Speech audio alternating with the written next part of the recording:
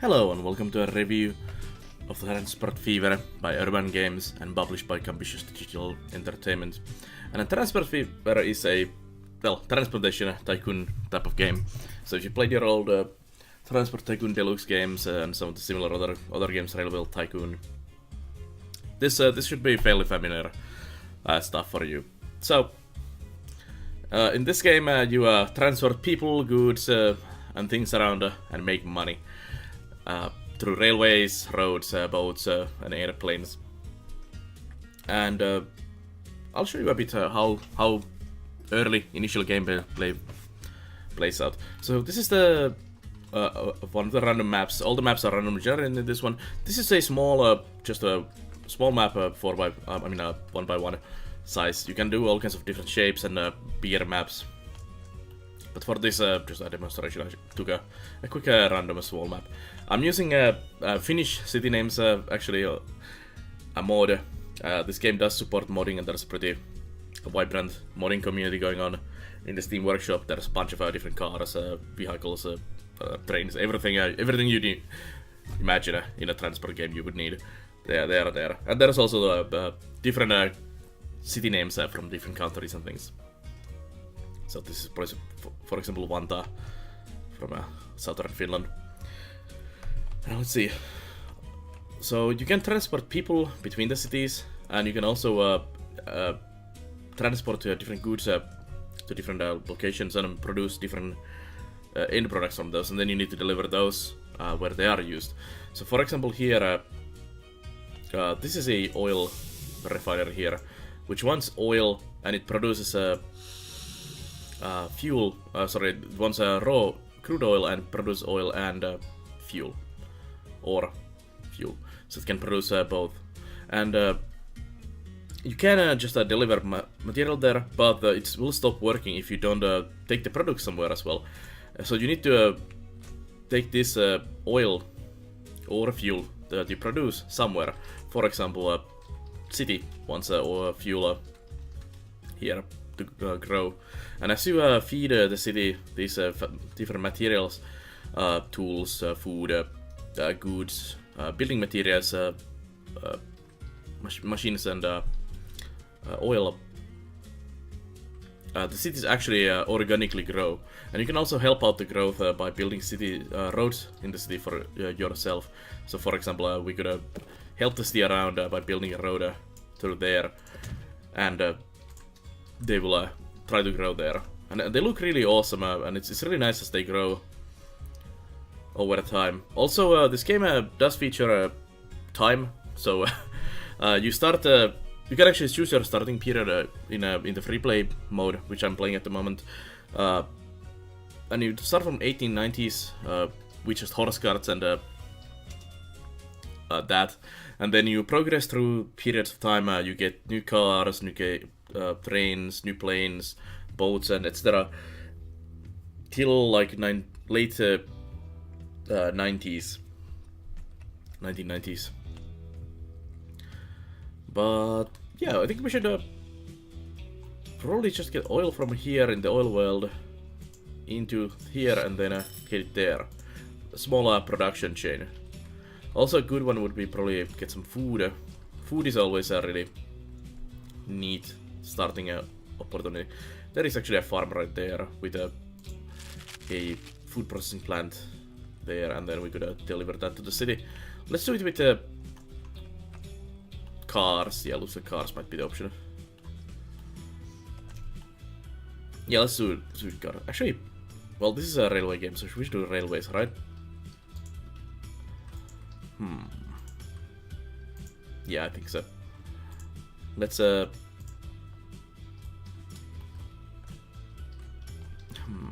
don't know.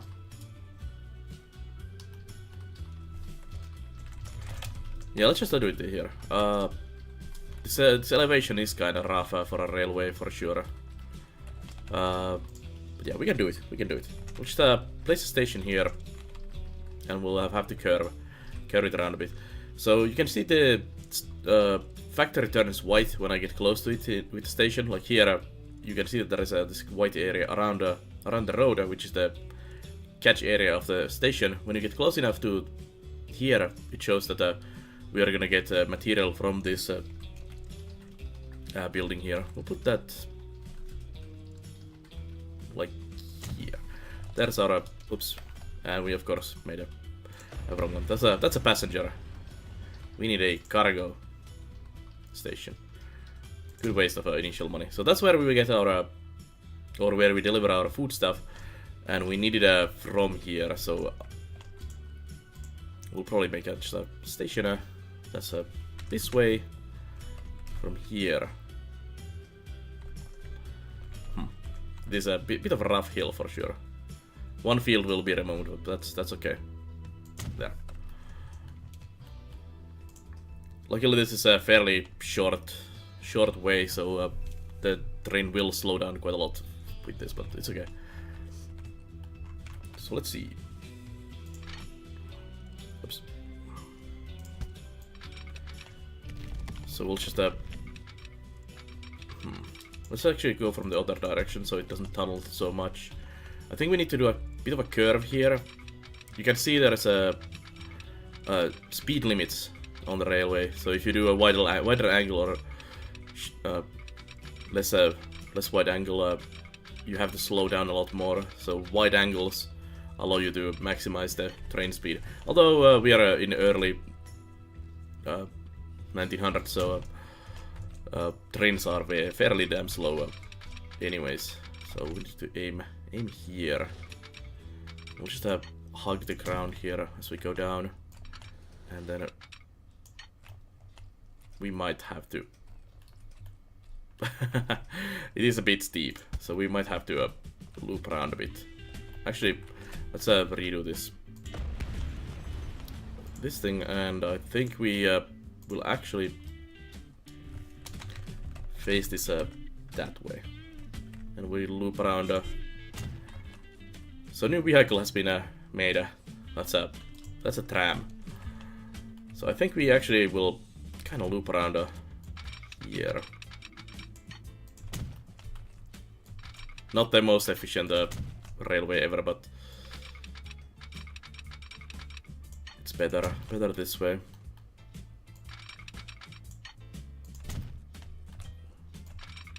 Also doesn't destroy too many fields, which is always nice. But it also doesn't carve through the mountain. There we go. A bit rough railway. There we go. There we have it. And then we need a depot. We'll just make the depot. Let's put it down here, I think. Just place that here-ish, and then we connect this to here, and here if I can. There. Now the railway connects to both ways into the depot. And let's buy a train. So we're gonna need a nice, fairly strong train. Let's take the PML LM 220, the Big C, the pioneer among the aerodynamic locomotives. Let's buy that. And then we're gonna need some carts to move the grain and cows. So livestock and goods go into here, and food goes into here. Do we need a grain hopper? Yeah, we need both of these. So let's buy like 3 of those. Let's do 4 each. 4 of those and 4 open wagons for grain as well. So we have cows and grains. And let's move this up here. And then we do a line for this. So we go here into the Virrat West, and then we come back to this station here, and our train is ready to go. And you can also do in this line management here. Let's open the line from here, so we can also see the line info here. You can see money, how much you're doing, how frequent you are there, and everything on this. And there we go, our first train there traveling. You can also follow these if you want to. Is this one? Yep. So you can also check out the train, just traveling through the landscape. It's one of the best things about the game, just watching your transport empire just do these awesome things that are going around. So at first you could just stop there for a second to know that this station is actually in use now, and then it goes pop down in here. So now we have our first step of the loop, our production chain done. So we have a train that brings raw food materials in there, and then it's gonna start producing food. And then we're gonna have to deliver the food somewhere. So we're taking a cargo depot. I'm going to do buses, or I mean trucks for this. So we'll pop this in here.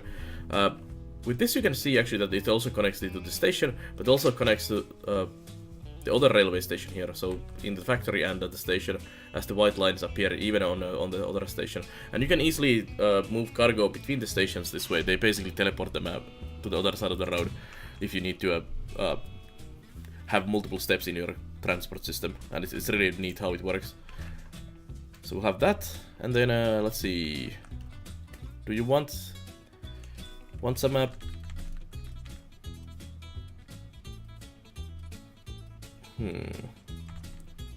Let's actually check.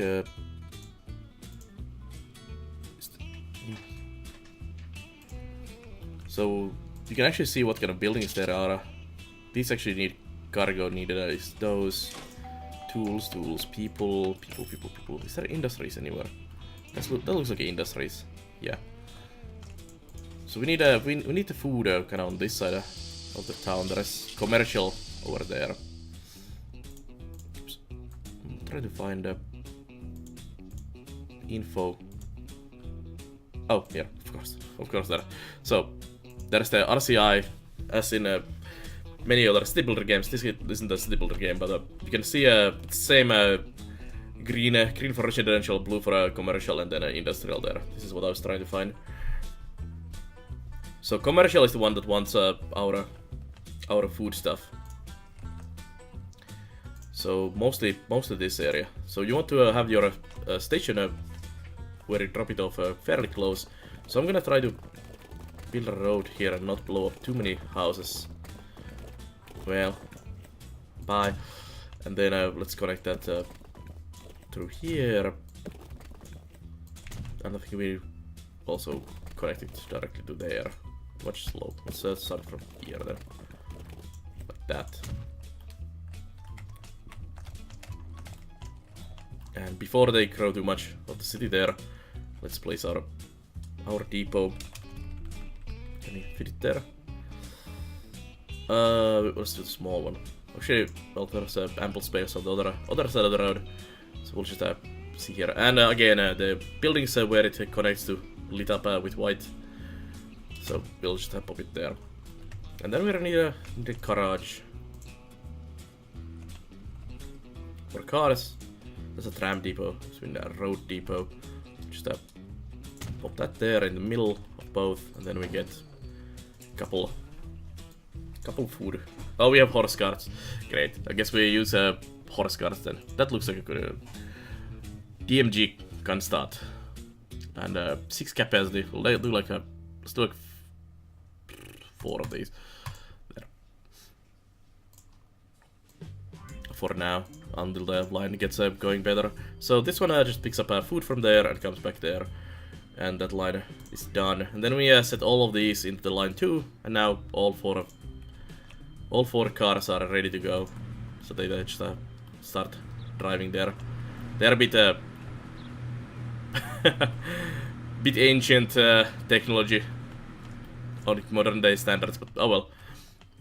Meanwhile, it seems our railway here is actually moving some cows and some grain, and you can see the grain in there being moved into the farm factory here, which is not producing yet anything, but it will be in a moment. And that's our first production chain there. So it's getting the raw materials into the factory, and the factory is getting the goods into the city, and the city will grow from this, and we'll get money. So that is great.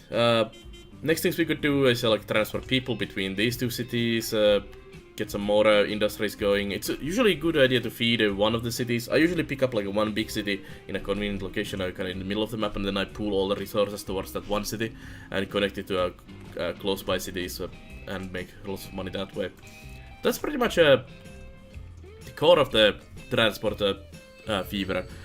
It is a transportation tycoon type of game where you build lots of awesome railways and cars and boats and planes, and it's really nice when you have like a map that you've played like say 20-30 hours and you have railways and things going everywhere and these nice multi-track solutions and all kinds of things. You have stations with like a billion different railways connecting to it, like a central hub, and they are really fun to build. I really have been enjoying this game. It doesn't do much. If you've played like Transport Tycoon Deluxe or the OpenDDD version of that, this game doesn't do much more than it does. But it's a nice, more like a graphical, updated take on that genre. So if you're not for those, if you don't have nostalgia for those older graphics and everything, this one is much more for you. You can also customize. Like I said, you can mod more content in the game through the workshop. You can also customize these vehicles yourself by adding your own logos onto the trains and boats and everything. But these are a bit too old trains. They don't really show the logos or anything well enough. Let's pop to the main menu and I'll show you some more in there. A couple of the more things to complain about the game are that loading times are really huge in this game, especially when you play on a big map with let's say 100 years of gameplay in there. Like you start from like 1890s and then play till 2000s, and you have a lot of stuff going everywhere. The game takes forever to load those maps. You can go make a dinner while it's loading the maps. Even though they made them a bit better, it's still quite a long load to load of a map. And another one is that the game does suffer from a bit of a performance issues. It's a bit laggy and a bit funky here and there, especially if you are streaming or recording like I am. Then it's even worse, especially on the bigger maps. But anyways, let's show up some other stuff. So there is tutorial in the game. A trade needs to be learned, and that gives you step-to-step instructions how to play the game, and then there is a campaign, which actually was really fun. They have two different campaigns here, America and Europe. So there's a campaign for both of them, and they give progressively harder missions for you with certain things unlocked and certain things you can build. You need to make airplanes, for example, in Europe, in Central Europe, you need to make this nice airplane connection thing. And then there's like this big projects you are a part of in the campaign. Like you need to build the Panama Canal in one of the missions. So you need to provide railway connections between the build sites, move goods into the build sites, tools and things, and then move out of the rubble that they're mining there to make the Panama Canal. And there's really awesome missions. I was surprised and really blown away by the campaigns, and they were actually surprisingly fun. Usually in this type of games that are like just a transport tycoon business empire games, I like to play like the sandbox and just do my own thing. But the campaign was actually, both campaigns in this were actually really good. So I can highly recommend those as well. And in the free play mode that we just showed, you can choose between Europe and US. It differs only by how the landscape looks and what trains and planes and cars you have available. So that's the only difference. You can choose a world size here, so small, medium, large. You can have a flat, medium, hilly terrain. You can change the start tier. You can do a custom one as well, and you can change the difficulty. On the harder difficulties, it actually is pretty hard to make money, which is nice, because if you want this like a hard business management type of game, this one actually does represent that challenge. And you can also do seeded map. So if you find a nice seed, you can share it with a friend and all that. You can also do a custom one, and it gives you this access to the mods. So if you are downloading mods from the workshop, this is where they show up, and you can add those, and you can customize that to show vehicles from both continents, or just one of them. Same with the terrain, buildings and everything, so you can switch around these a lot, which is nice. Like here I have Finnish town names, which is actually additional one to the existing ones. So there's quite a lot of already existing names, and it's actually really easy to add. The Finnish city names is actually my mod, so it is very easy to add those. But anyways, that's my quick review of the Transport Fever. I can highly recommend this to anyone who likes this type of business management tycoon games. It is a very good one. Just bear in mind that it takes forever to load the maps, and it might have some performance issues. But yeah, definitely give it a look. But anyways, if you like this review of the Transport Fever, check out the other reviews, let's plays, and all the other content on the YouTube channel, and check out the live stream on Nerd.tv, where we stream games like this, many other building management, simulation, strategy games every day, and some Nintendo Switch on Sundays. So thank you for watching, and I'll see you guys next time. So bye bye.